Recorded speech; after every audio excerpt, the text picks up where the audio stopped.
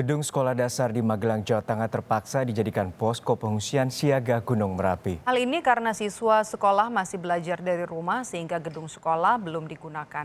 Salah satu gedung sekolah yang dijadikan posko pengungsian adalah gedung milik SD Negeri Ngerajek 1 di Kecamatan Mungkit, Magelang. Posko ini ditempati oleh para pengungsi dari Desa Keningsari, Kecamatan Dukun. Mereka yang menempati posko pengungsian ini diutamakan ibu-ibu yang mempunyai anak dan balita, sedangkan pengungsi lansia ditempatkan di tempat yang berbeda.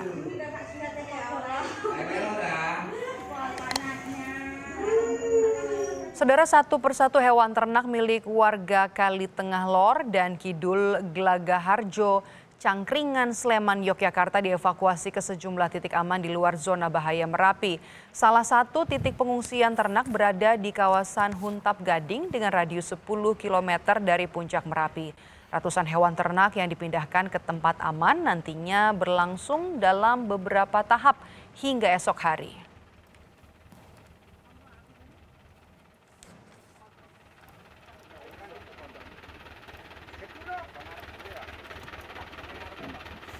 Dua jurnalis Kompas TV, rekan kami ada Agung Bayu Aji di Magelang, Jawa Tengah dan juga Michael Aryawan di Sleman, Yogyakarta bersiap dengan laporan kondisi terkini dari sana. Kita ke Agung Bayu Aji terlebih dahulu. Agung, bagaimana kondisi terkini Gunung Merapi di sana? Apakah statusnya masih siaga?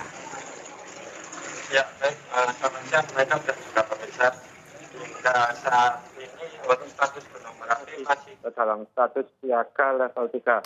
Sejak ditetapkan pada tanggal 5 November 2020 kemarin. Dari data yang dirilis oleh BPBD hingga pukul 6 tadi pagi, untuk aktivitas kegempaan Gunung Merapi yakni terjadi gempa guguran sebanyak 11 kali, gempa hembusan sebanyak 11 kali, untuk gempa low frekuensi sebanyak 2 kali, gempa fase banyak sebanyak 88 kali, dan gempa vulkanik dangkal sebanyak 10 kali. Dengan masih adanya aktivitas tersebut, untuk sampai saat ini juga radius aman zona dari puncak Gunung Merapi yakni hingga 5 km. Agung, yang kita tahu di sana di Magelang, sekolah dijadikan sebagai lokasi pengungsian. Apakah ini karena keterbatasan tempatkah di sana? Ya, baik, Maidaf. Untuk posko pengungsian di Kabupaten Magelang ini adalah dengan menggunakan sister village. Ya, ini satu desa diungsikan di desa yang bersaudara. Dan untuk desa Keningar sendiri dengan sister village di desa Ngerajek ini. Sementara untuk desa Ngerajek terdapat keterbatasan bangunan sehingga untuk posko pengungsian ditempatkan di bangunan sekolah dasar ini. Dan kebetulan untuk aktivitas kegiatan belajar mengajar saat ini masih dalam masa pandemi COVID-19 sehingga dilakukan secara daring dan tidak mengganggu kegiatan belajar mengajar. Artinya semua warga yang ada di zona bahaya atau juga zona merah ini sudah ada di posko pengungsian, tidak lagi masih berada di rumah mereka? Ya, Maidop, sementara ini yang diungsikan adalah dari kelompok rentan yang terdiri dari lansia, balita, ibu menyusui, dan juga orang dengan kebutuhan khusus. Sedangkan untuk kelompok produktif saat ini masih diperbolehkan untuk meninggali rumah masing-masing.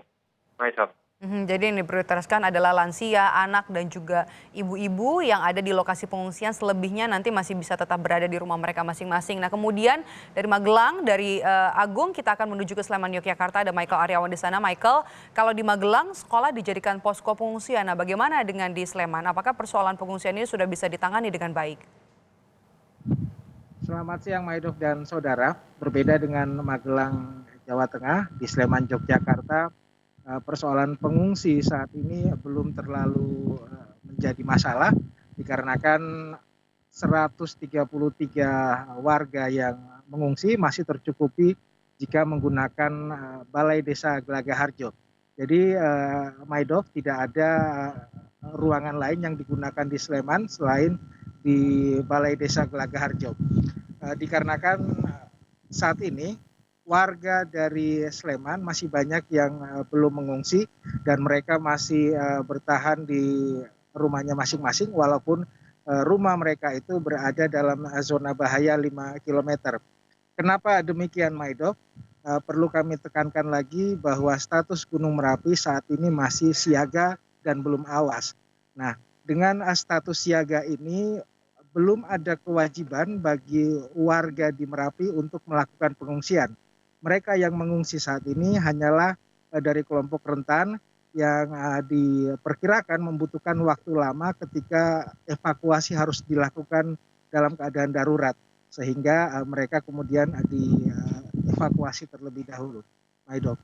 Lokasi pengungsian masih aman, tidak perlu tempat lain. Ada 133 warga yang mengungsi di sana. Nah, untuk lokasi wisata sendiri, Michael, di sekitar Merapi, apakah juga ditutup dengan kondisi Merapi yang siaga seperti ini?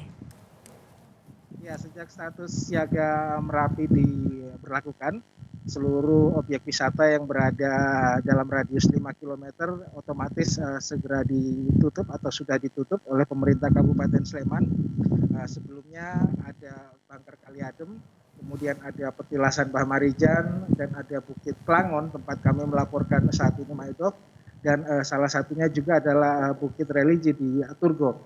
Nah, selain 4 objek wisata yang dikelola oleh Pemkab Sleman itu, ada lagi tambahan dari objek wisata yang dikelola oleh Balai Taman Nasional Gunung Merapi.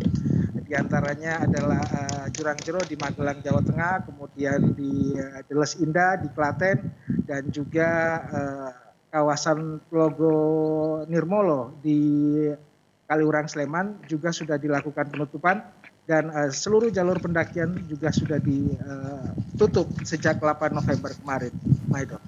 Terima kasih laporan Anda, Michael Aryawan dari Sleman, Yogyakarta. Dan sebelumnya ada Agung Bayu Aji dari Magelang, Jawa Tengah. Terima kasih rekan-rekan.